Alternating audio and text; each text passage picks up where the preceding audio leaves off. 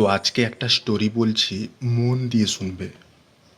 একটা ক্লাসরুমে 0 থেকে 9 এই 10টা সংখ্যা একসাথে ক্লাস করছিল।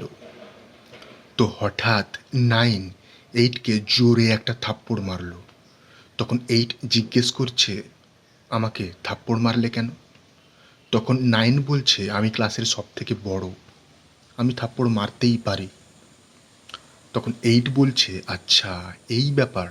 তো 8 7কে 7, 6কে 6, 5কে 5, 4কে 4, 3কে 3, 2কে 2, 1কে থাপ্পড় মারতে লাগলো। তো ক্লাসের সব থেকে ছোট যে শূন্য, সে ক্লাসের এক কোনায় গিয়ে ভয়ে চুপচাপ বসে থাকলো, যে আমি তো ক্লাসের সব থেকে ছোট, আমি এক কোনায় চুপচাপ বসে থাকি। তো তখন 1 শূন্যর পাশে এলো।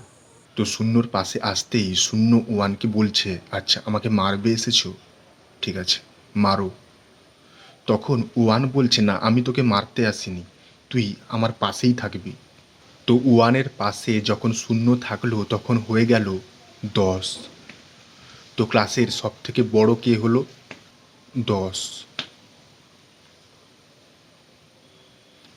আমরা সব সময় মনে করি আমাদের থেকে যে ছোট তাকে শোষণ করা আমাদের অধিকার, কিন্তু গল্পটা তো অন্য রকম হতে পারত। আমরা যদি আমাদের থেকে যে ছোট তাকে শোষণ না করে তাকে আমাদের পাশে নিয়ে নিই, তো সব থেকে বড় তো আমি হয়ে গেলাম। Unity is strength.